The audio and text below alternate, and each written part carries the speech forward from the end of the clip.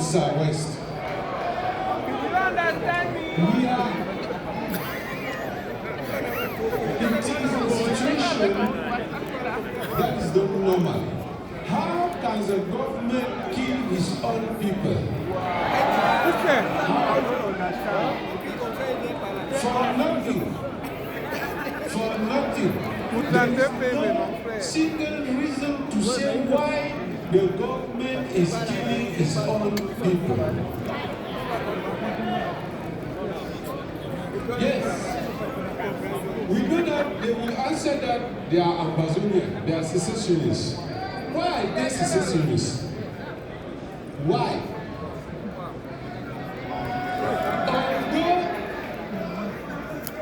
Although we think that secession it is not an option,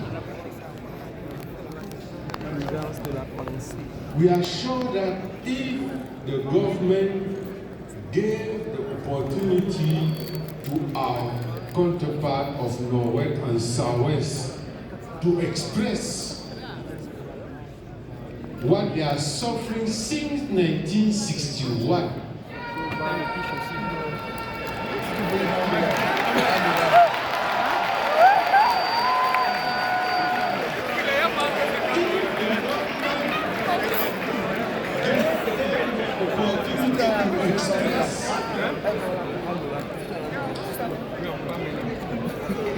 When somebody is ill,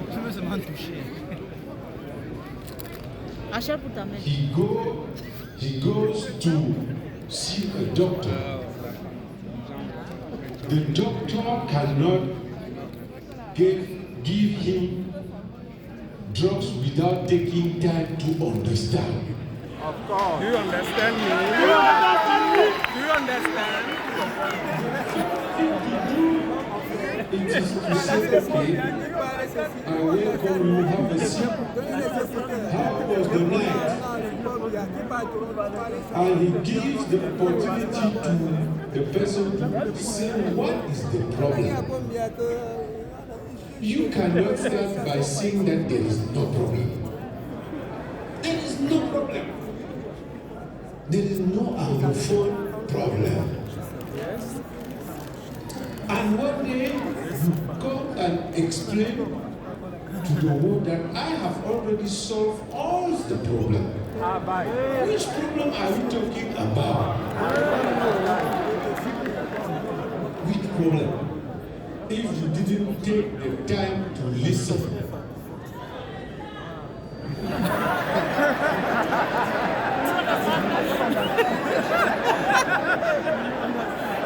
I wanted just to say that we are talking about politics, but among politics, people are losing their life in Northwest and Southwest. People are dying.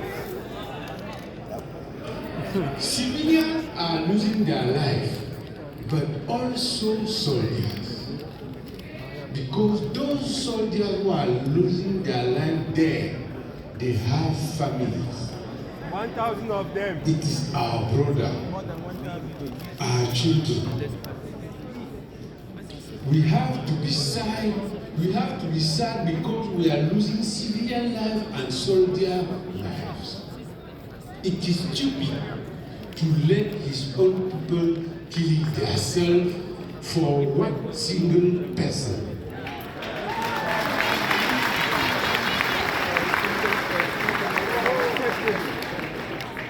Just for one man. The man, that man, Do you understand?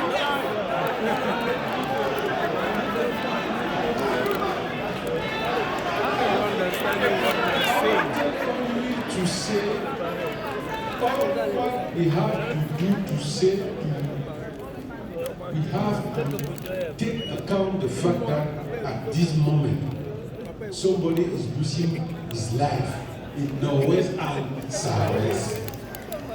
Losing his life for nothing. For nothing. When the army is fighting against Boko Haram, I'm sure that no one will say there is a problem because the army is killing terrorists. It is different. It is different.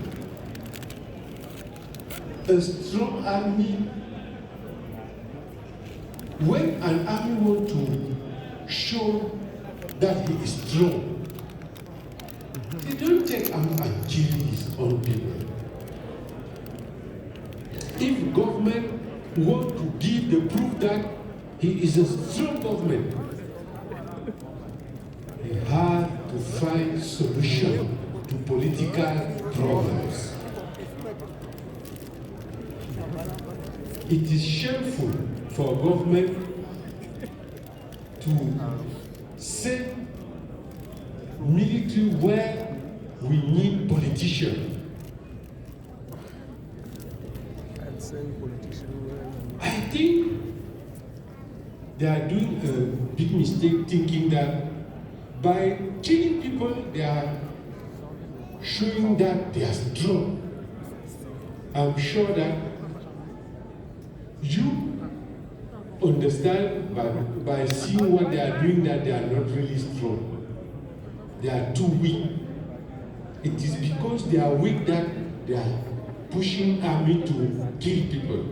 A strong government finds solution, political solution, when there is a problem.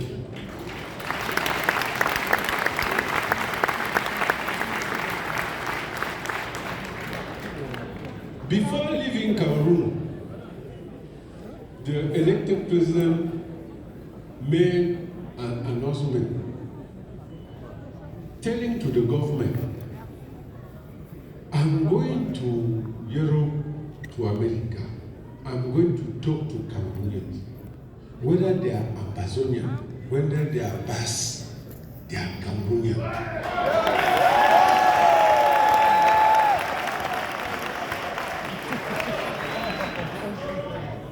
We want to talk about peace. If you want to rebuild peace in our country, you need to talk to all those who do not agree with you. You cannot talk only with those who agree with you. It is not logical. If there is war, it means that some people do not agree with you. If you want to stop war, you have to say, okay, gentlemen, let's come and talk. You cannot maintain Sisi Kouayou, Professor Awasu, and others into jail and organize what they call grand dialogue.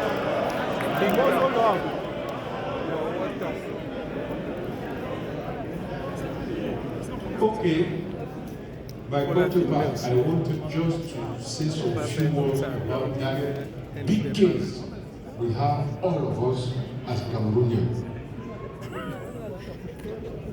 For my own understanding, those who claim themselves to be secessionists now, they are expressing their, how can I say it, they are very angry, and they have the right to be very angry. If we take account all what goes on since 1960, we have to recognize that they still make a mistake.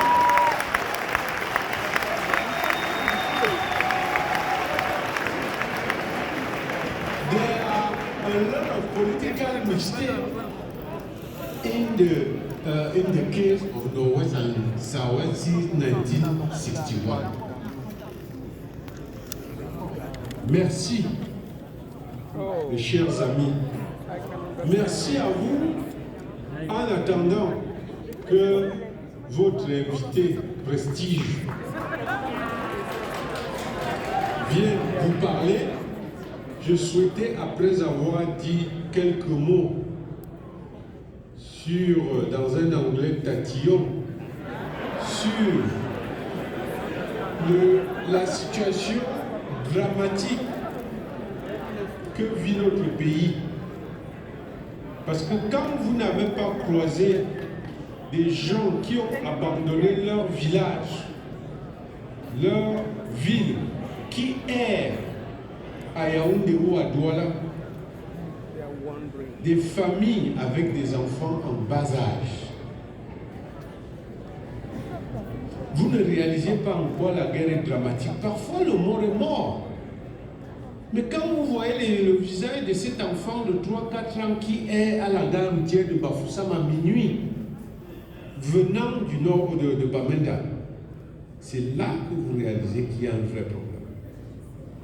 Vous êtes chez vous, vous regardez sur les réseaux sociaux à 23h, vous vous apprêtez à vous coucher. Cet enfant de 3 ans est à la gare routière. La situation est grave.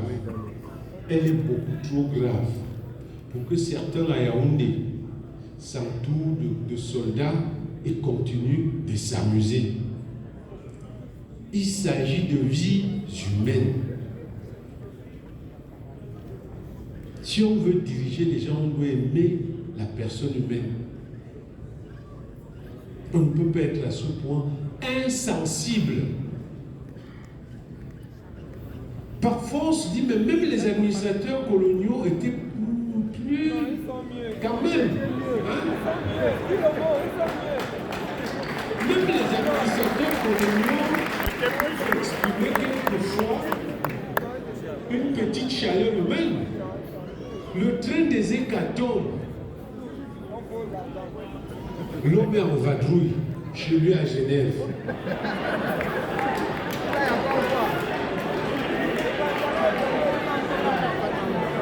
L'homme est en vadrouille chez lui à Genève. Le train est tombé et il y a eu des centaines de disparus.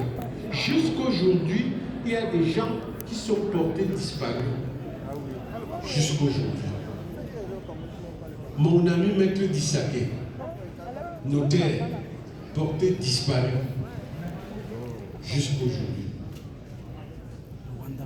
Bref, je voulais simplement remercier les uns et les autres pour l'engagement exceptionnel. Le président élu aura les mots justes et la tonalité qui convient. Mais je voulais aussi vous dire que lorsque nous parlons, quand on parle d'un bien commun, il s'agit d'un bien commun, inaliénable, incessible, indivisible. C'est un bien commun.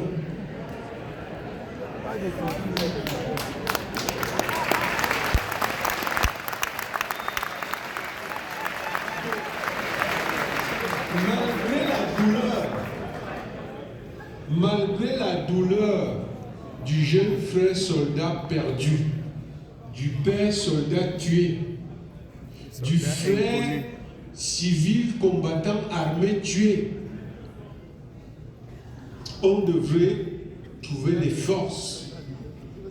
Les forces, on doit aller au plus profond de nous, trouver les forces nécessaires pour amorcer le dialogue qui est incontournable. Toutes les guerres, comme aime à le rappeler le président, s'achèvent autour d'une table. Pourquoi perdre le tendon et des vies? On pourrait économiser le temps et les vies pour parler de ces choses. Bon, j'ai entendu parler des 32 PV.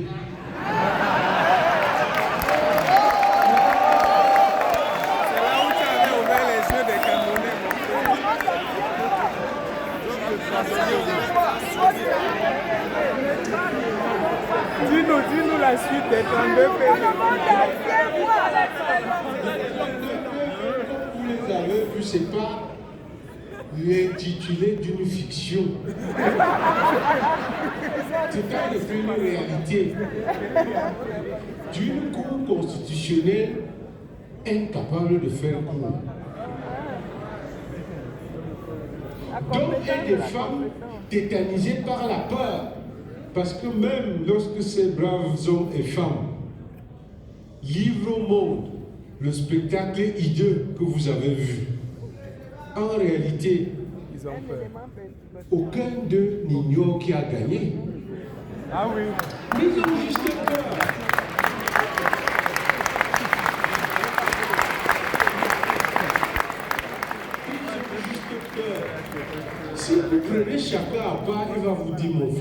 puis je fasse comment.